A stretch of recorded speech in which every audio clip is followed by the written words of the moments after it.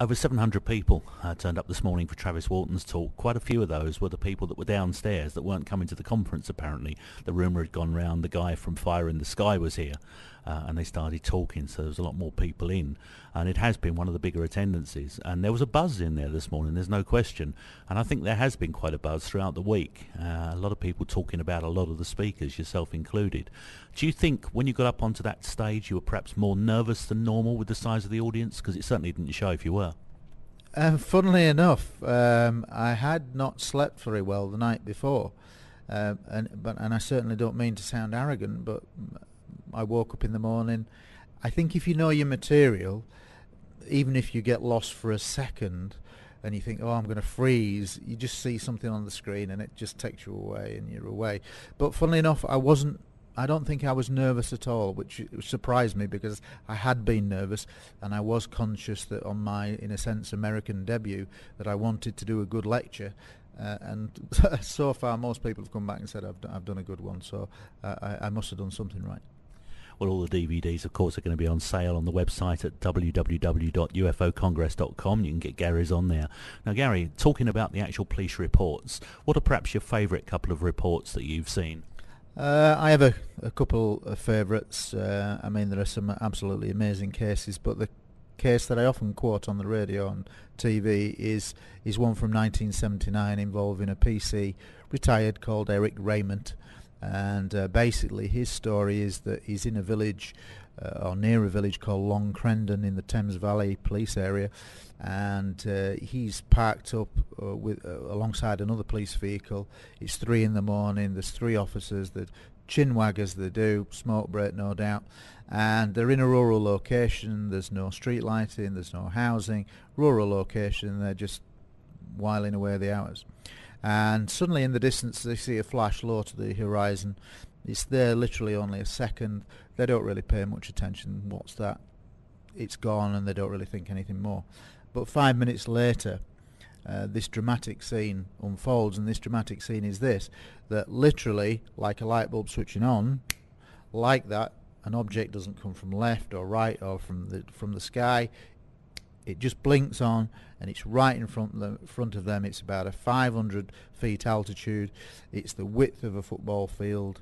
It's shining a beam down across the terrain, the width of a football field. It's slowly moving across the sky, approximately a quarter of a mile away, but that's 300 meters away, 400 meters away, in a rural location. That is very close. It's a huge object, and what really intrigues you is the fact that he describes that smaller objects are flying around the large object, which is akin to this mothership, which is hard for people to take in, but there's absolutely no motivation for this kind of hoax to take place.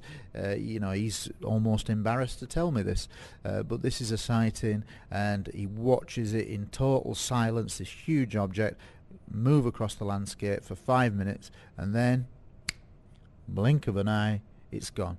There was never a sound, and it's one of those cases that you just think, wow, I'd have loved to have been there. Another quick case. This is one that everybody can relate to because it relates to a very famous world monument, Stonehenge. It was a case that came to me personally, and it's a guy called former retired officer PC Phil Hutchings. And basically what happened was that he is on guard duty in uniform with 11 other officers protecting Stonehenge on summer solstice, 1987 I believe it was. And they're watching the sky, they're having a chin wag again. It's early hours, there's full stars out, there's no clouds, and then suddenly one of the officers looks up and says, "What's that?" And initially they all look up and they think, oh, it's a satellite. But then they notice that this satellite is just zigzagging, making right-angled turns across the sky, a bit like a turret on a castle, that kind of effect, up, down, up, down, up, down, right-angled turns in total silence, and everybody's sort of gobsmacked. And those kind of cases, they especially with the location, they sort of capture the imagination. So that's a flavour. Absolutely. Well, just to finish off, we've got to talk about Cardiff. And I asked you this the other day. I know we weren't on air at the time, but the thoughts on Cardiff, because Cardiff, three policemen in a helicopter pursuing a UFO across the Bristol Channel, admit that they were pursuing a UFO across the Bristol Channel, and then the following day it was all shut down and lost. Nothing has been said since. What's your views? There's got to be a police report somewhere, isn't there? Well, I do have very definite views, because I did try to get involved in that with a couple of freedom of information requests to the police forces involved. It was jointly owned helicopter by Gwent and South Wales Police, and I did sort of have an inside contact of somebody that said that there was an incident log on it, but when I inquired to say, well, can I have the incident log, their response was, there is no paperwork on this whatsoever other than the press release that was put out. So I said, well, I can't believe that. I'm a serving police officer, blah, blah, blah. Everything has an incident, and if you're really having a press release confirming that an incident of any kind took place with the helicopter, it would have generated a police log. Once again, they responded to me, no, we have no paperwork whatsoever. And I literally called them a liar, but they maintain it, but I don't believe it for a minute. And the information that I got is that there was a restricted log, an incident log that was restricted at superintendent level.